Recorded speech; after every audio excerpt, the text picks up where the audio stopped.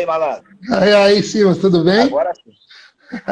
Tudo bem, rapaz. Estamos aqui na área num pequeno sufoco. Faz uma coisa, faz outra, sabe como é que é. Mas estamos aqui. Legal. Poxa, queria muito te agradecer desde já, viu, por ter aceito esse convite, por estar aqui com a gente. Poxa, tanta gente bacana aqui e Eu que agradeço.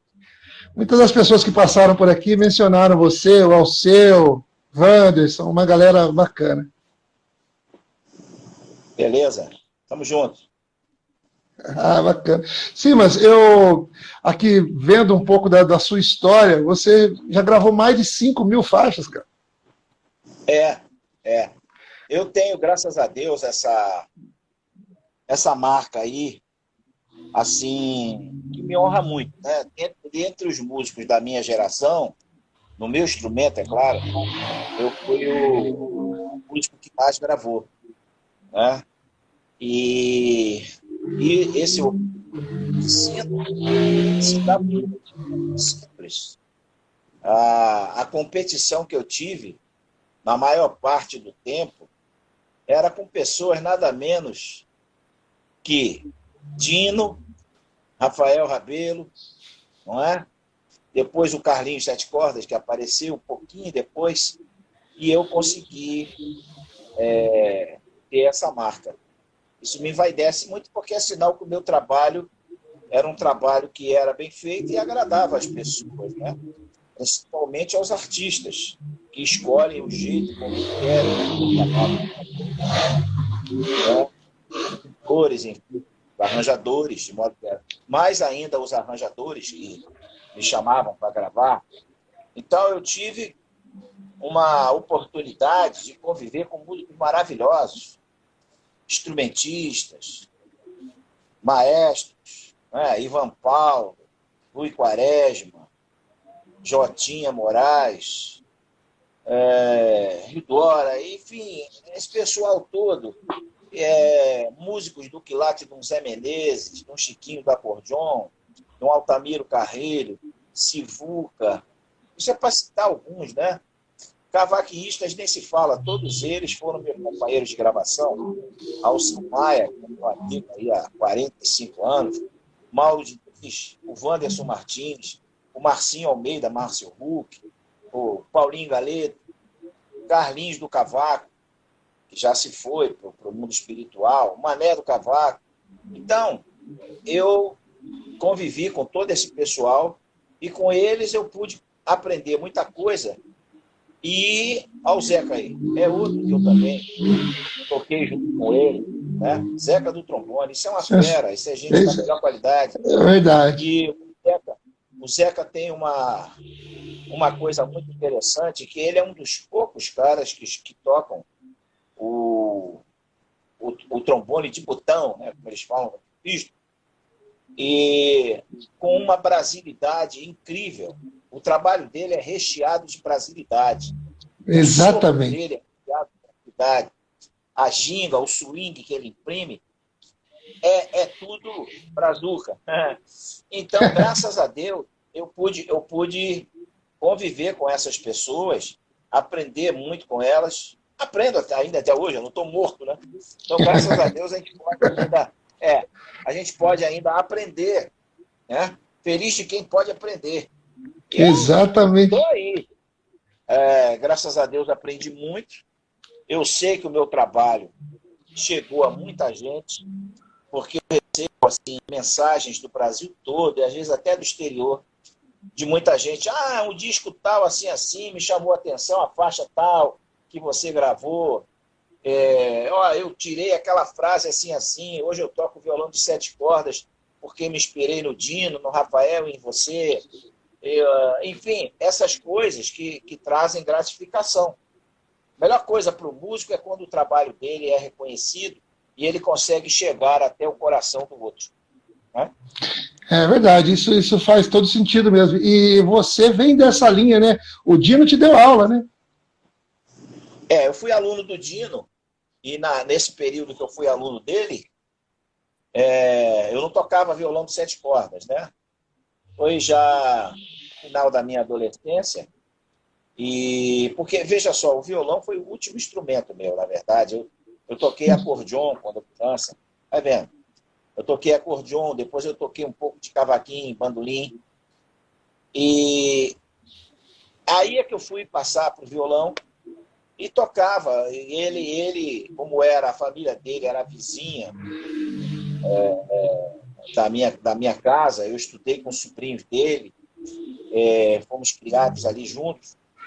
Ele gostava muito de mim e viu em mim alguém com algum potencial, senão ele não teria dito para mim, olha, eu gostaria de dar aula para você. E foi uma coisa muito bacana, porque eu me lembro que todo sábado eu ia lá para a Casa Oliveira, onde ele dava aula, na Rua da Carioca, no Rio de Janeiro, e a aula, que era uma aula de 1 hora, a minha era a última.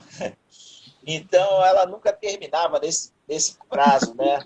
Nunca, a gente sempre vazava, ultrapassava o tempo de 1 hora, porque terminava, eu ficava pedindo a ele para tocar determinadas coisas, escrever cifras de música e tal. E eu não tinha violão.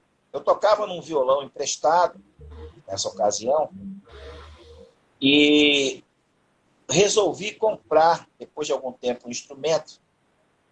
E quando eu fui comprar, eu escolhi um instrumento, o cara encostou no violão do lado, o violão caiu. O violão caiu e partiu o tampo. Nossa. Quando partiu o tampo, o cara da loja ficou desesperado, entendeu? Falou, pô, o gerente vai ver isso aí, vai sobrar para mim. Vamos fazer uma coisa, eu vou fazer um desconto para você, você leva esse. E aí eu olhei, eu falei, mas esse violão aqui tem 7 cordas.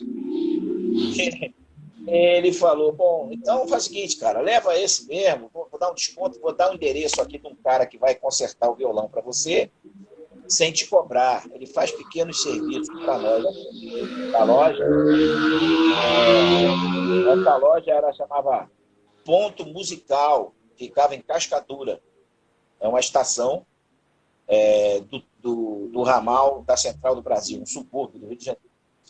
E aí o violão entrou assim na minha vida, violão de 7 cordas.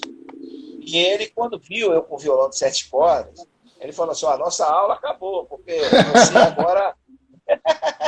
você agora já está querendo concorrer e tal. Mas, claro, falou aquilo de brincadeira, para me provocar. Na verdade, eu não poderia mais ter aula mesmo, por causa da minha vida atribulada. E eu estava fazendo vestibular e ia fazer vestibular para engenharia. E ele também tinha reativado algumas coisas, dentre elas o conjunto Época de Ouro, que eu tocava. E aí eu parei, né, com a aula e fui me virando sozinho. E uma grande escola para mim foi um bar perto da minha casa chamado Sovaco de Cobra. Sovaco de Cobra é ótimo. Esse bar era um reduto onde se reuniam chorões, principalmente, chorões. Quando eu falo chorões, eu estou me referindo a Joel Nascimento, Zé da Velha, Paulo Moura, tá entendendo?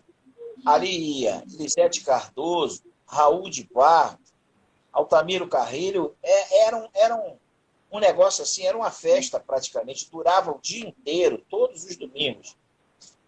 E eu ia para lá e tocava, aprendia, olhava, via os outros violonistas que frequentavam lá, né?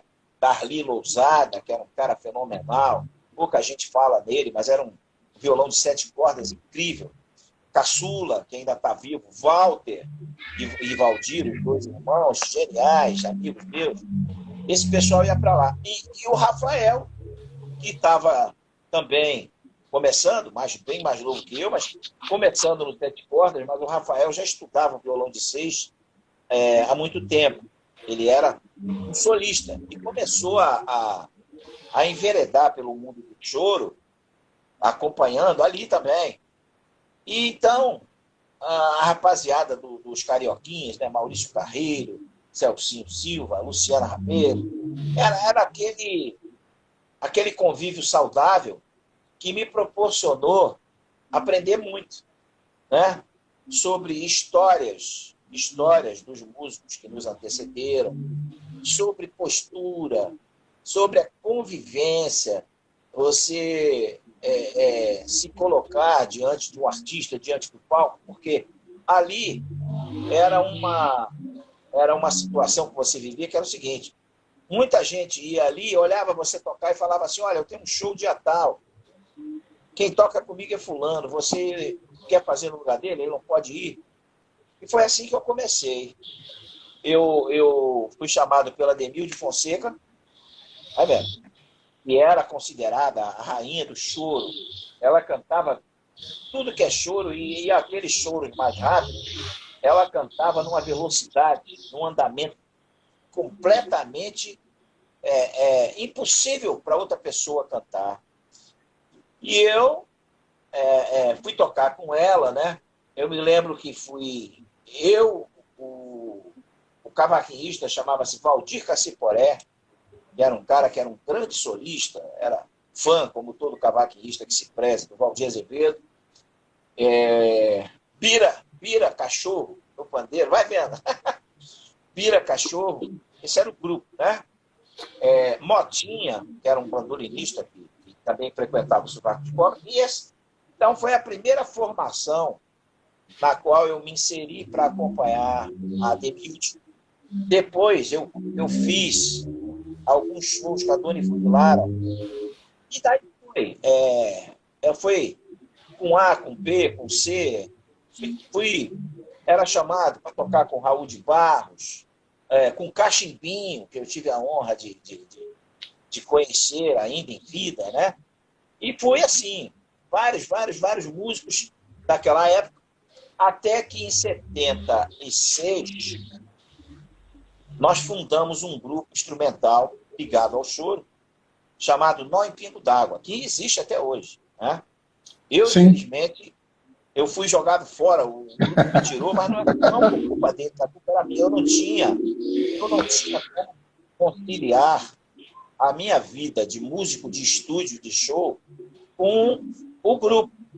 Então, em 80, eu acho que em 86, eu não me lembro mais, 86, eu saí do grupo, né? O grupo tem um trabalho maravilhoso até hoje. Nós gravamos discos que foram premiados, Prêmio Sharp, Prêmio Shell da música brasileira. Então, é isso. Você vai tocando com A, com B, com C, vai sendo conhecido, vai sendo chamado para fazer gravações, shows, apresentações e tal. E assim fui, até chegar aos dias de hoje, né? Então, eu estou hoje olhando assim de uma forma mais reflexiva no passado. Eu vi que eu tinha algum talento, porque eu nunca fui um cara de estudar. Sabe? Eu vejo essa garotada hoje estudando muito, o pessoal estuda, e eles estão certos, o errado era eu. Só eu nunca tive paciência para estudar o instrumento. Eu tocava, o meu negócio era tocar. Então, aonde tinha alguma coisa de choro, eu estava no meio. Depois do Sovaco de Cobra, a gente ficou sabendo de vários redutos nas imediações onde eu morava, que tinham choro segunda, terça, quarta, todo dia. E eu me meti naquele negócio. O choro e o samba foram duas vertentes em que eu me encaixei bem, né? Aos poucos eu fui criando o meu jeito de tocar. Acho que alguma contribuição eu dei, daqui a pouco eu posso falar sobre isso. E me sinto assim, não plenamente realizado, porque sempre você tem alguma coisa, sem dúvida, para conquistar, para deixar para as outras gerações, ou para te melhorar de uma certa forma. Mas eu desejo, sempre que eu encontro um bom músico, eu desejo a ele que tenha pelo menos, o reconhecimento que eu tive, a trajetória que eu tive e as oportunidades que eu tive também. Agora, não basta você ter só as oportunidades. Você tem que ter conteúdo para você devolver na forma de talento e criatividade, dentro do seu estilo, do seu modo de compreender a música, você devolver para as pessoas aquilo que Deus te deu. Né? Exatamente isso.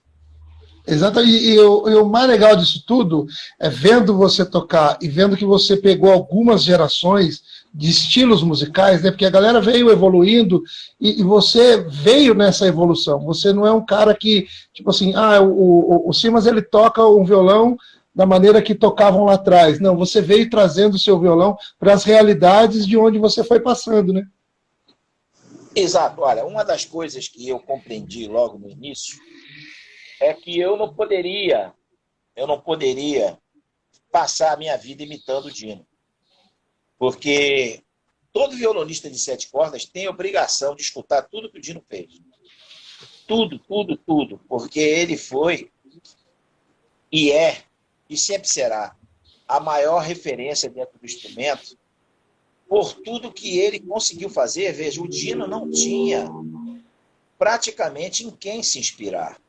Porque antes dele, os violões de 7 cordas que existiram foi o Tuti, o China, irmão do Pixinguinha, eram 2 violonistas que tocavam 7 cordas num estilo que eles chamavam de pé de boi. Os antigos chamavam de pé de boi.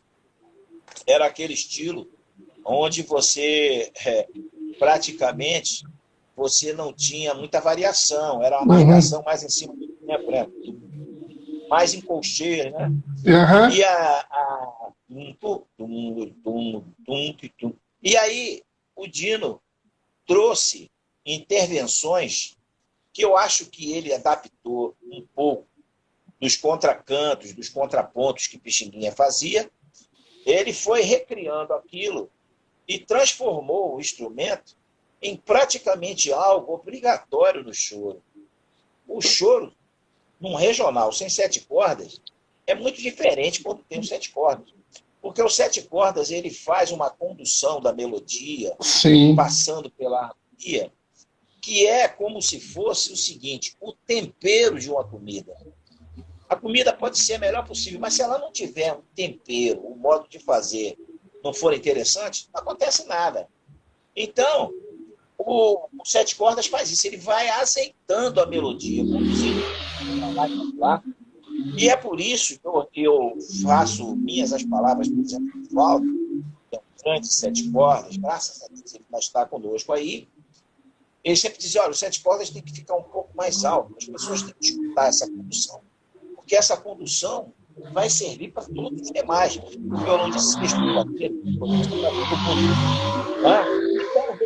Então, eu estava dizendo, eu percebi que eu não podia ficar só naquilo que o Dino construiu. Então, o que eu fiz? De uma forma muito natural, eu fui começando, nas gravações de samba, a usar uma espécie de diálogo com o cavaquinho. Percebe-se isso mesmo. Eu vou fazer um diálogo com o cavaquinho, vou mais no swing dele, como se nós estivéssemos criando aqui um desafio ou uma conversa. E com todos eles, com o Mauro, com o Alceu, com o próprio Carlinhos, eu fazia isso. O cavaquinho está lá, tec, e eu estou. Eu fui começando a colocar umas coisas com uma presença rítmica muito maior do que as frases do choro. As frases do choro geralmente são frases mais em semicolcheia, né? Você tem aquela coisa do choro. E eu procurei sair disso porque muita gente tocava samba com a memória musical do choro na cabeça. É verdade. Eu procurei pensar mais no tamborim, pensar mais nos instrumentos de percussão. Então eu já tocava diferente, né? Vinha lá um samba, eu fazia fazia algo que pudesse provocar um impacto rítmico maior. Creio que isso agradou, porque em muitas gravações, quando eu não fazia nada, tocava de uma forma muito convencional, alguém chegava para mim e falava, pô, faz a espécie de teleco-teco que você faz, né? E aí eu digo, pô, então tem que fazer de novo, volta lá e tal. Eu acho que essa foi uma marca que eu trouxe, e praticamente isso foi de uma forma espontânea, né? Eu não parei para inventar, isso já existe, apenas eu fui aplicando e deu certo. Mas isso revolucionou, né? Isso revolucionou, porque todo mundo hoje trabalha dessa maneira. Né? Qualquer garoto aí que pega os 7 cordas e já sai fazendo essas coisas, porque hoje você tem muito material. No nosso tempo não tinha. No nosso tempo, você só tinha as gravações do Dino. Não tinha mais nada. Mas você tem a disposição que você tem. As coisas do Dino, do Rafael, do Walter, do Valdir, do Carlinhos, coisas que eu fiz. Você tem métodos hoje em dia. Você tem aulas na internet. Você pode escolher no YouTube, eu quero ver fulano tocando. Tem lá um vídeo. Tem gente dando aula. Agora, no nosso tempo, você tinha que aproveitar muito os momentos ao vivo. Sim. Você tinha que aproveitar as oportunidades. Viu quando você tocava com alguém que você admirava ou sabia que tinha conteúdo para passar? Então você ia lá, tocava com o cara e procurava ver alguma coisa, não é? Então, aprendi muito com esse pessoal todo, né? Até mesmo instrumentistas que não eram violonistas me ensinaram muito, né? Tendo em vista isso que você está falando dos percussionistas também, né? Da batucada que te trouxe essa ideia de transformação, né? Porque hoje em dia, que nem você está dizendo, a gente tem muitas referências na internet. Todo mundo toca um pouco, todo mundo dá uma aula, todo mundo ensina um tanto aqui, um tanto ali, mas eu acredito muito na onde se referencia, né? Por exemplo, se você não buscar da fonte para trazer para a realidade de hoje, o bom gosto ele morre, né? Então eu acho que isso tem que ser pesado, né? Como é que você prefere que eu chame você? De Fran mesmo? Pode ser de Fran mesmo. Fran. Você vê o seguinte, sabe o que acontece hoje, meu? Hoje acontece o seguinte, eu vejo gente na internet que não tem trajetória nenhuma, que não tem história para contar, não gravou com ninguém, não fez show com ninguém. 2 ou 3 ou meia dúzia aí que o cara tocou esporadicamente, que o cara passou pela cidade dele, não tinha ninguém para tocar, chamou ele foi. Eu vejo essas pessoas sendo chamadas de mestre e tudo mais, eu fico olhando, eu fico pensando, porra, as pessoas que eu conheci, como Darli Lousada, como Walter, Valdir, Voltaire, eram instrumentistas, alguns ainda são, porque estão aí, que nunca tiveram essa coisa de o mestre e tudo mais. Não. O negócio do cara era chegar e se formar, sair tocando. Então eu vejo uma certa idolatria para algumas pessoas, né? De uma forma assim, um pouco exagerada. Agora, se eles estão fazendo algo que vai difundir o instrumento, vai trazer novas adesões para a música brasileira, e muita gente vai se interessar em aprender, tudo bem, a contribuição é válida. O que eu acho que não é bom é essa empáfia, essa coisa assim. Então, fulano é o mestre. Aí você fala assim, vem cá, gravou com quem? Tocou com quem? Fez o quê? Não fez nada. Não fez nada. Eu tenho uma pessoa, um amigo, não vou dizer o nome dele porque não tem nada a ver.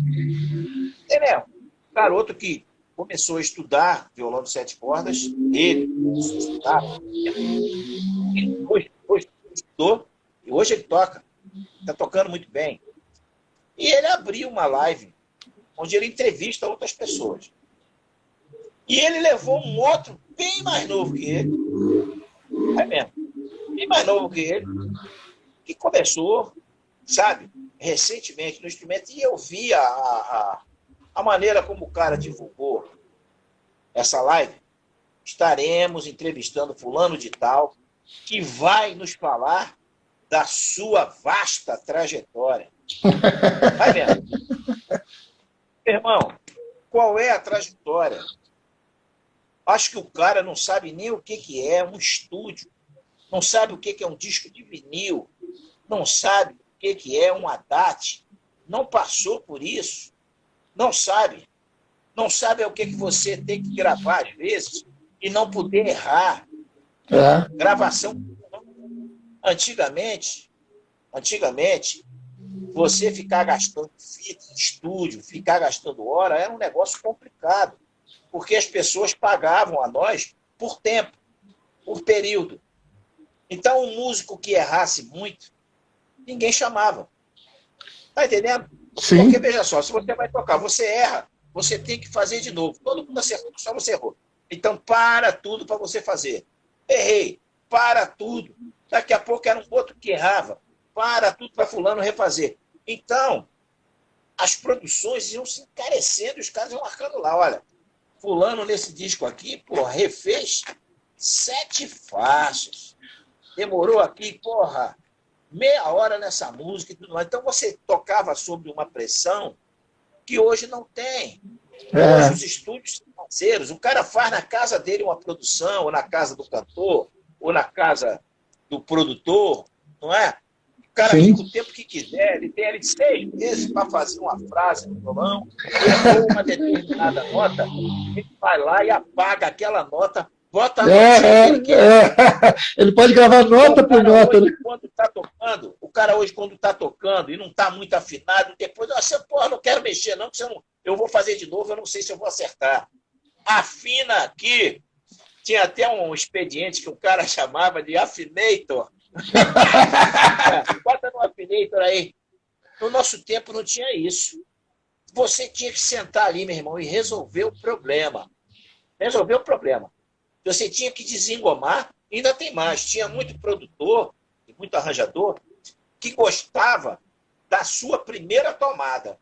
Tinha gente que dizia assim, olha, do jeito que saía, ó, tinha um maestro chamado Luiz Roberto, que ele inclusive fez parte dos Cariocas. Devo muito a ele, porque foi um dos primeiros arranjadores também que me chamou para gravar. Ele gostava muito, se fazia de cara. Vamos gravar? Passou aí, tá certo, vamos gravar. Ele dizia que essa é a que saía, porra, você estava ligado ali e que saía com o coração. Você não podia errar. O J. Moraes falou isso para mim aqui. Né? Então, veja só, não podíamos errar. Hoje eu vejo aí o cara gravando nota por nota, negros juntando, e no final o cara é um mestre. Então, isso não só no violão, mas em outros instrumentos, e voz também, cantoras que não afinam de jeito nenhum, e por aí vai, por aí vai. Agora, eu não estou falando isso para menosprezar os músicos de hoje, porque eles têm também outras coisas à frente de nós que nós não tínhamos. Os caras hoje são muito dedicados, eles são estudiosos. Né? O que falta para eles é rua. Rua, é verdade. Falta, porque no nosso tempo, isso era o normal.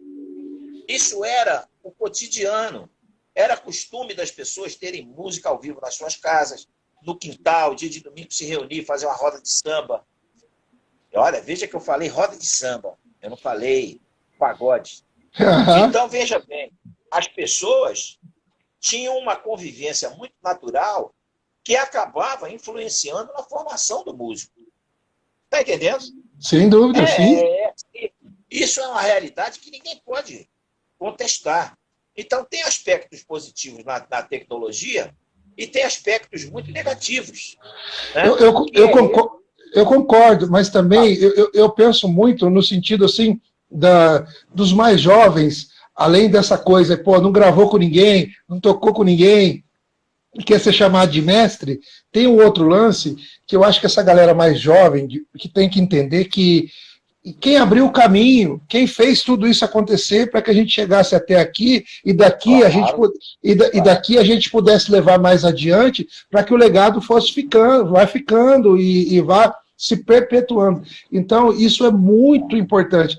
Então, eu acho assim que se a galera mais jovem entender que quem passou antes tem muito mais importância, né, porque trouxe as referências, isso que você está falando ficaria muito menor, você não concorda?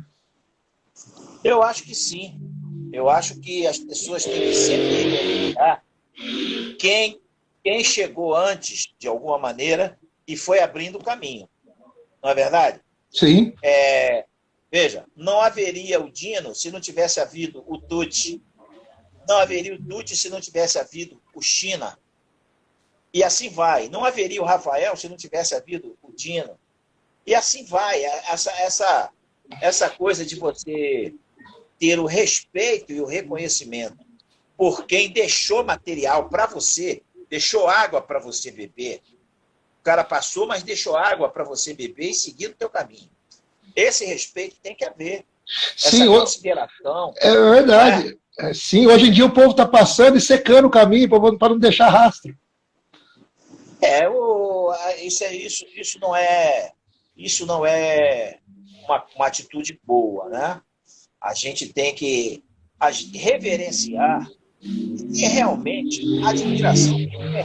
Esses caras que passaram antes, né? Por exemplo, os que passaram antes de mim, foram todos fabulosos. Quem veio antes de mim trabalhou com muito mais dificuldade do que eu. Né? Darli Lozada, o Dino e outros violonistas, Jorge Charuto, outros caras que tocavam violão de 7 cordas, e que, Voltaire, e que passaram perrengues maiores que eu. E eu passei muito mais do que essa geração que veio depois, né? Sem Essa dúvida. geração aí, a geração do Protus, tem essa coisa. Fulano é mestre. É. Então, eu fico olhando, tem muitos grupos de violão de 7 cordas, às vezes me colocam no grupo, eu não participo assim, efetivamente, falando e tal, mas eu fico observando determinadas coisas que acontecem, já fiz aqui no comentário, essa empáfia, não é? Essa coisa da postura de sentar no trono, pô, fulano é um mestre.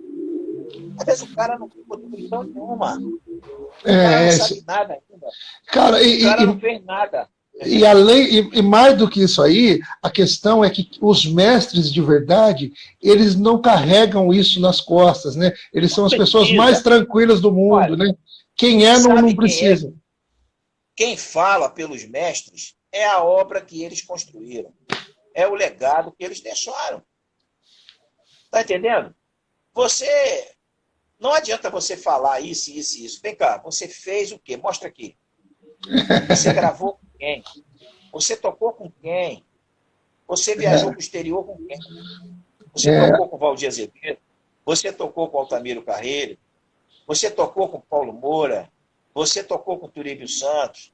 Você tocou com o Antônio Adolfo? Você tocou com Elisete, com o Pet, com o João, com o Clara, com o Roberto Ribeiro? Veja, estou falando isso para dar exemplo. Então, eu vejo, muitas vezes, quem não tem garrafa para vender, armar uma barraquinha e colocar lá. Vende garrafa. Não tem garrafa para vender. Isso é importante que você está dizendo e que a galera entenda que isso, gente, não é arrogância, isso é realidade que se está aí. De jeito nenhum, isso é o que se está aí. Olha, você reconhecer quem veio antes de você é o exemplo que você está dando para ser reconhecido amanhã por quem vem depois. E o legado não morre, né? E o legado não morre, ele perpetua, Isso que é o barato. Ô, Fran, eu devo dizer que a vida foi muito, nesse aspecto para mim de música, foi muito generosa. Porque eu vivi um tempo em que essas pessoas que faziam coisas de qualidade